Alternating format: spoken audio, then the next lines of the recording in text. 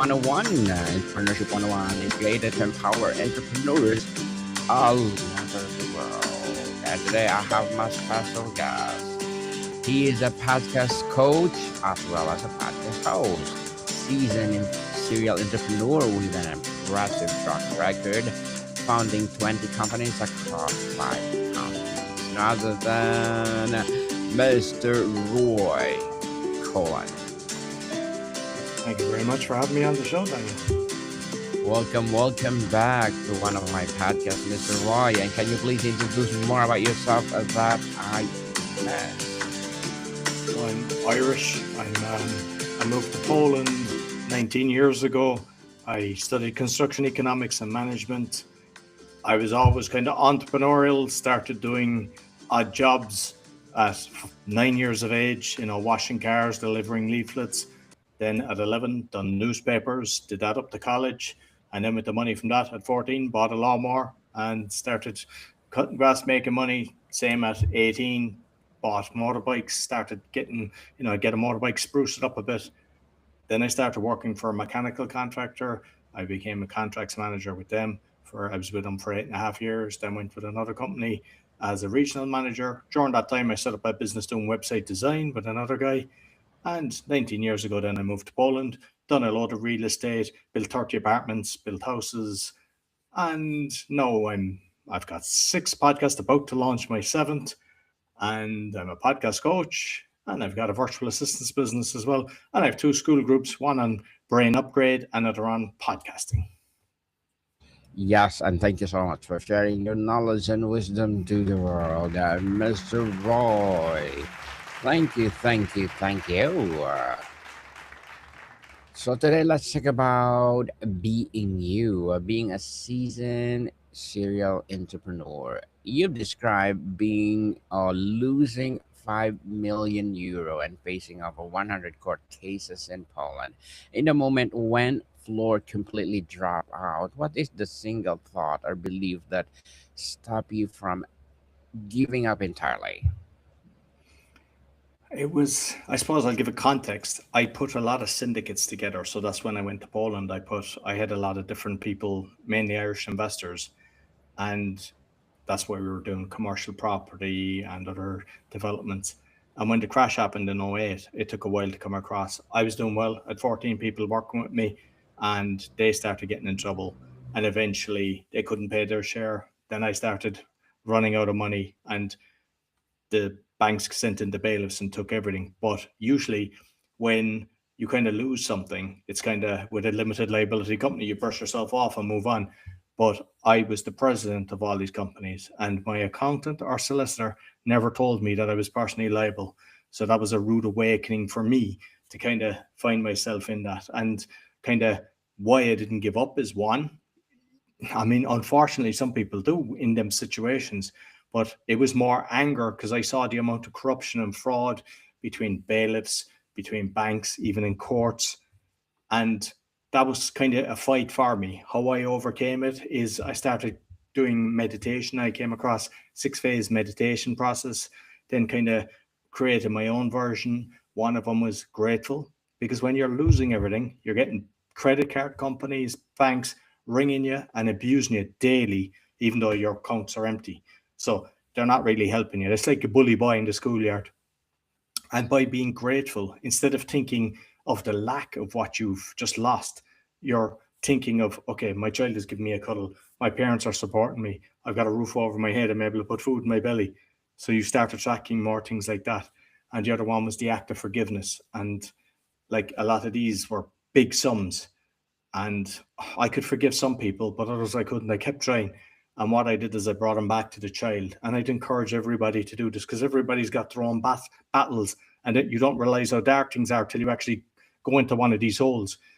And usually what happens is people, they're thinking about it the whole time. They can't sleep and they're just anxious and, they get back pain. There's different things that come out. And what you do is you have to forgive them. And how I did it is I brought him back to the child. I said, we've unconditional love for a child. So when you see a baby, you look at a baby, there's nothing more beautiful. A baby grabs your finger or coos, it's beautiful. And I said, they were once like that. And it was external circumstances made them who they were.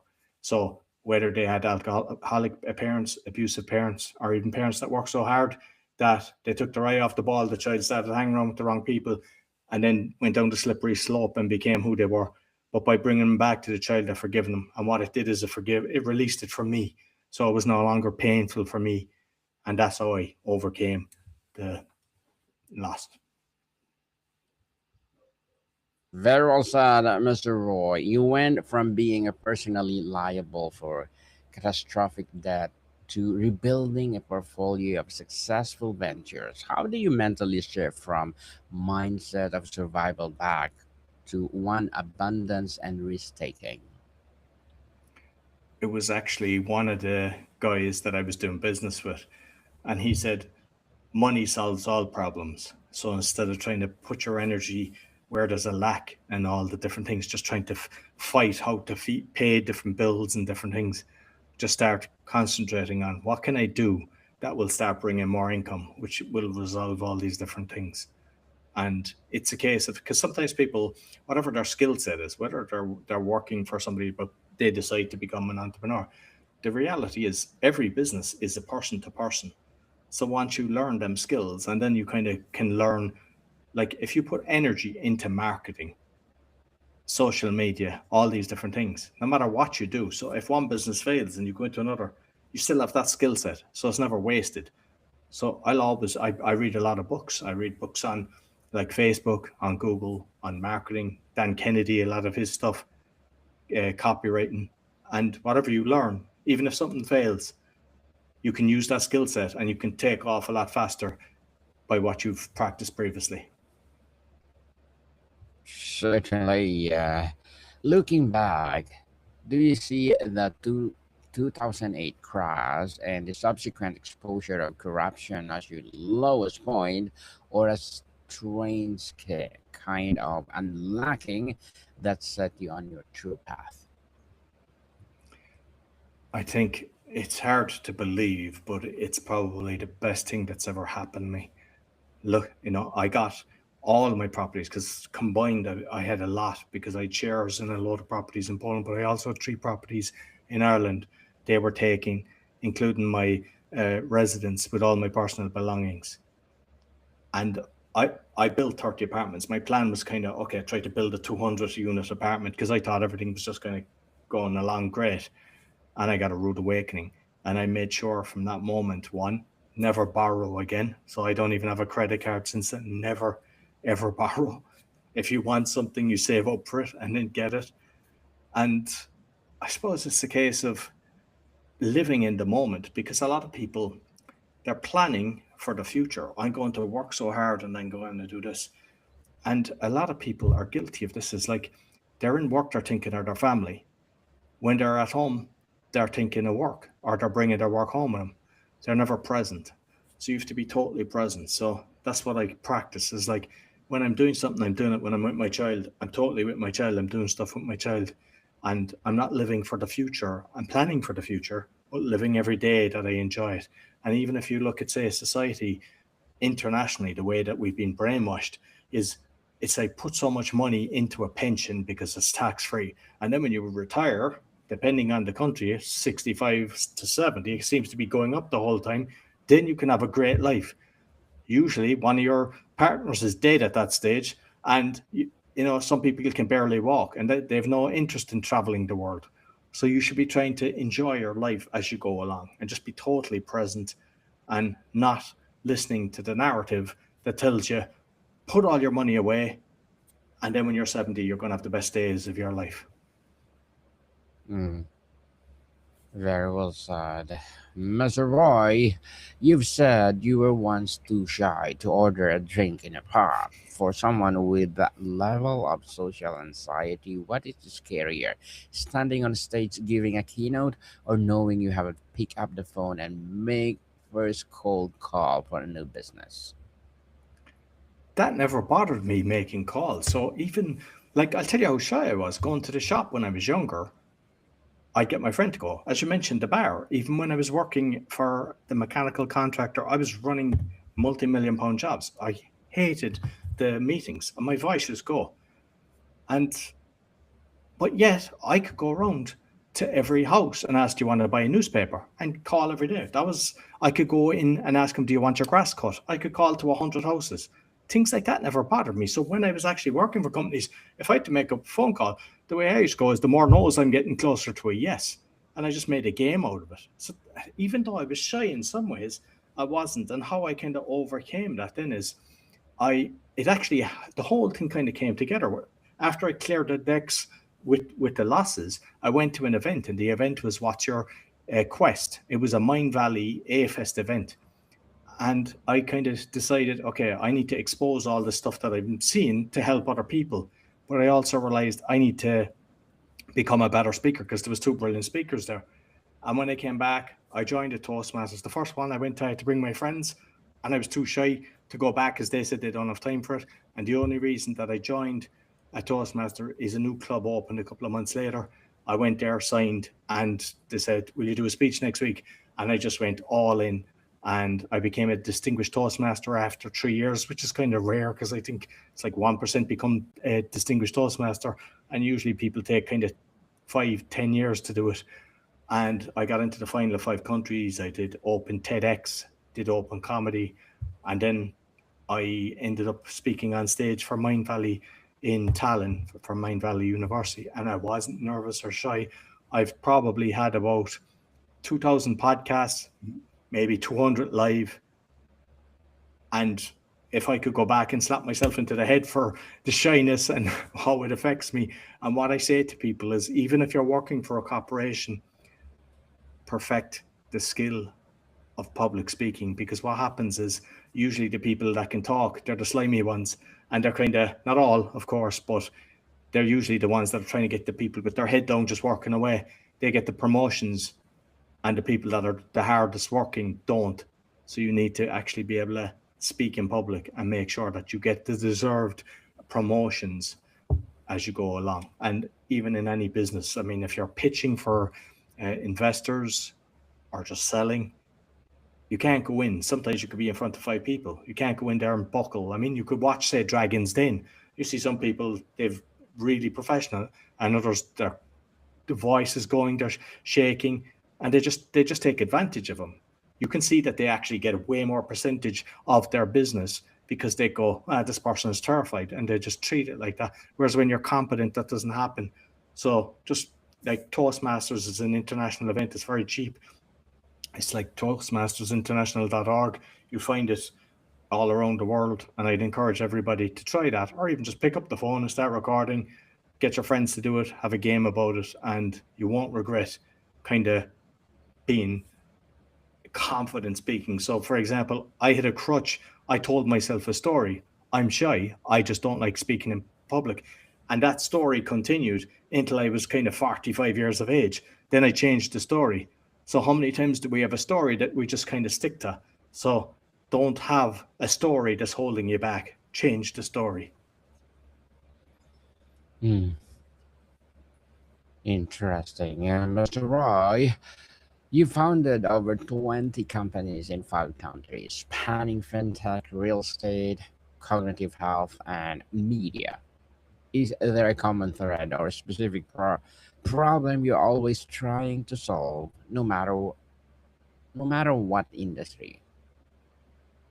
Not really. I mean, like as I say, I did web design was one company. I had a food truck was another one. I did mobile advertisements in games. We created games and we had ads inside in the games. I did a lot of different real estate ones.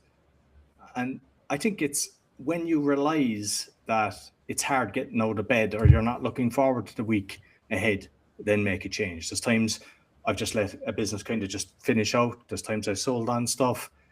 And a lot of people, they just kind of stick to something. And I've learned that in life, that if something's not serving me, to let it go. And another thing, just from the different businesses that I had, like one was doing brilliant and I'd feed another one, and I will never do that again.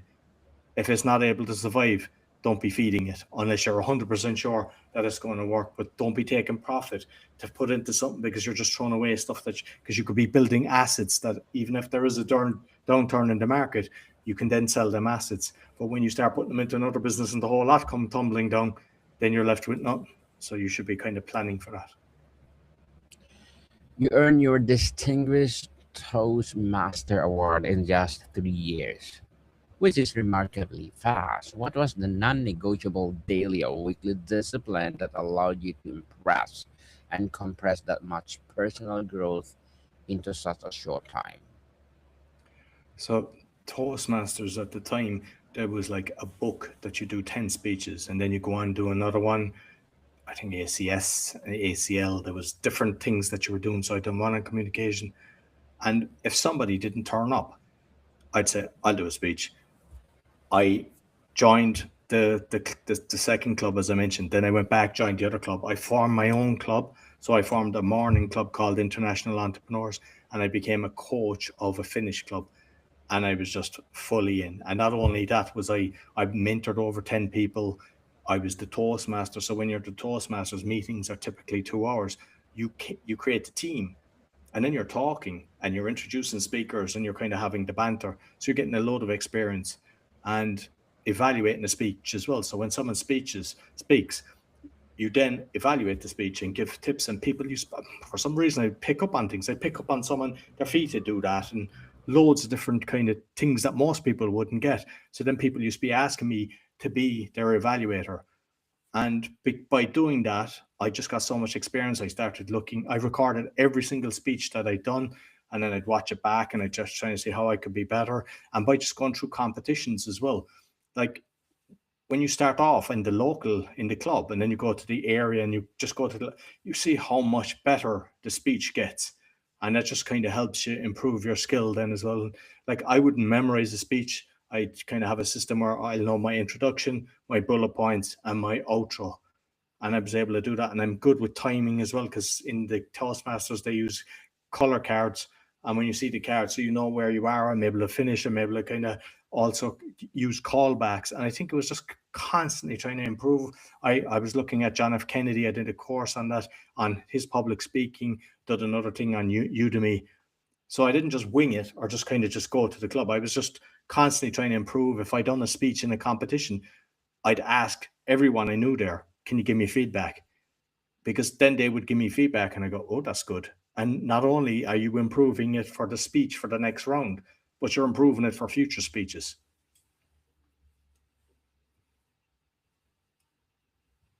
Interesting, Mr. Roy. We, the five podcasts on the top 0.5% globally. You've clearly cracked the code. In your opinion, what is the single biggest mistake that 99% of new podcasters make that guarantees they'll never be heard? I think it's similar to the speaking. I think some of them, they just wing it. They just kind of just come along and just have a chit chat. Like you've clearly prepared and you're asking very good questions. That rarely happens. And when people ask good questions, you engage the listeners, and the listeners then either share it, hopefully will share it, and they'll share this episode with their friends, or they'll come back, and that's all you want. And like you doing a lovely introduction, you're sharing it to different places. Not everyone's doing that, and it's kind of just watching the different things and tracking it, like looking what's working, and just trying to improve it. So, like on Facebook, some people say, "Oh, Facebook doesn't work," but I got Facebook to work. Same my Polish one. That's got combined between shorts as well, about over 4 million views. And I'm in about 50 groups. So I'm in foreigners in Poland, foreigners in Warsaw, Polish in Ireland, Polish in the UK, Polish in Chicago, New York, different places where there's a big Polish community. So when I share an episode, it's going to the right people. Whereas usually, unfortunately, a lot of podcasters, what they do is they share it to podcasting groups are full of podcasters that are hoping to find listeners. And that's the same thing as going to a doctor's convention looking for a patient. Full of doctors, you don't do that. And a lot of people make that mistake. So all you have to do is look at where the people that are interested in what you're doing. So for example, this one, business groups, entrepreneur groups, they want to hear about that. They want to up their skill levels. And when it's in groups like that, they'll improve it. And Like you're doing a load of podcasts, very good. You have a fantastic style, but what happens is some people they just wing it, and then they just go on to the next thing. They don't even market it. Unfortunately, some people hate that. But if you hate it, just outsource it to a team. Get them to create the shorts, put it in the different places. But like they say, there's over 4 million podcasts. There's not. There's 4 million that have stopped. There's active about 450,000 last time I was looking, which means the market isn't saturated. But a high percentage do three, they're gone. They do 10, they're gone. And when I'm coaching people, what I do is I say, put yourself a year, give yourself a year. And when you start doing it for a year, like you know this yourself, you will start talking to people, you start learning yourself, you start benefiting from the conversations. So you know if you're benefiting, your listeners are benefiting. And that's all it is. That's the difference between those that just throw in the towel and those that actually, and your numbers will keep going. Just track them daily, and eventually you'll get into the top of the charts. Beautifully articulated, Mr. Roy. As a father, what is the one piece of advice you give to someone who's brilliant at what they do but terrified of the microphone and putting themselves out there? I think I can relate. So when I'm having the conversations, I can talk to them about what it feels like. Um, a lot of people wouldn't have it as bad as I had it. So that's the first thing. And there's times I've had guests on that weren't, they thought it was only going to be audio only. And I said, no, I do video. But I'm just able to kind of make them relax and say, you're just talking to me. Like I'm just talking to you, no, Daniel. There could be 10, there could be 10,000 people watching, 10 million probably. And it doesn't matter because we don't see them. So you shouldn't be panicking about that. You just have the conversation together, but also be conscious of the listeners. But don't put your energy there. And you can actually make anybody relax. And I've even, like, I've got the school group. I've put a kind of like a course together for people like that because I know there's a load, even podcasters that have been podcasting for a few years and they won't go on video. And I'm telling them, you have to go on video. You're missing an audio. I mean, there's sometimes I'll have an episode, it might get 1,000 on the audio. It can get 10,000 on the video. You just don't know. You don't know which way it is. And it's never consistent. So you're better off putting it out on the different platforms and just let the universe kind of do its thing with a bit of marketing and the numbers will follow. But don't fear it. That's what I tell people. What are you afraid about? I think it's a case if they think they're going to make a fool of themselves and they'll be attacked. Whereas when you kind of reverse it and say, you've got a skill set that you can improve people's lives. And by you talking, you could change someone's lives for the better. You might never even know about it. And when you kind of word it that way, then people kind of go, oh, and it's no longer about them and their fear. It becomes a mission. And when there's a mission, then they tend to, get out of their own way. And Mr. Roy, if a young entrepreneur come to you and said, "I have a great idea, but I'm terrified of failing and losing everything," what will you tell them that does not sound like generic Instagram code? It depends on where they are because if they're young, it's okay to try something and try it again and try it again. If they've Mm-hmm. got maybe a young family, they have a mortgage, I say instead of sitting down binge watching Netflix or doing something like that, spend the time reading the books, doing the courses, upping your skill, whatever you're planning to do, and do it on the side till you get to a certain level that you know that once you walk away from your existing job, that the revenue will increase because you've brought more energy to it. So if you're young, just do it. I mean, like it's like walking, baby falls. Nobody says, "Oh, you're not going to walk again." It's just like they get up, they tried it, and it's the same as entrepreneurs. I mean, anyone that I talk to, a lot of people kind of does shame and they hide it. But when I mean, I've never hid anything. I always say, okay, things that went wrong, and loads of people have done the same. And we only see the success stories, but even all these famous people that you see, they've had a load of falls as well. You just don't see it. So all you do is make sure you learn. So even if you're doing something, what went wrong, and then just constantly reevaluate. Don't be living in hope.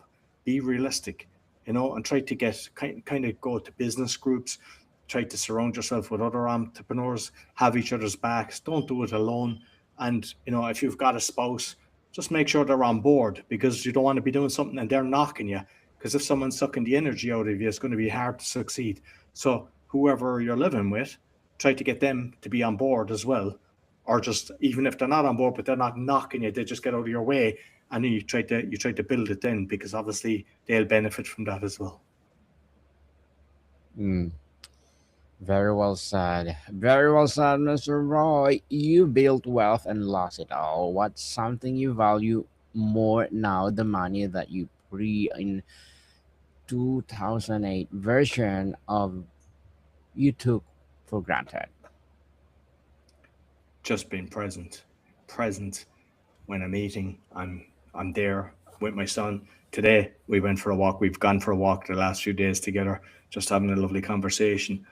And you're watching the birds in the sky. Even in the summer, if I'm out reading, I'm looking at a bee landing on a flower. I'm paying attention to everything, and just be present. I'd say find mindfulness. Like, if you think meditation isn't for you, just, sometimes people say, I tried it once. That's like saying I ate once and eating isn't for me. You have to kind of find something that'll work. I think sometimes people look at people fishing, they find it like, how can somebody fish for 4 hours?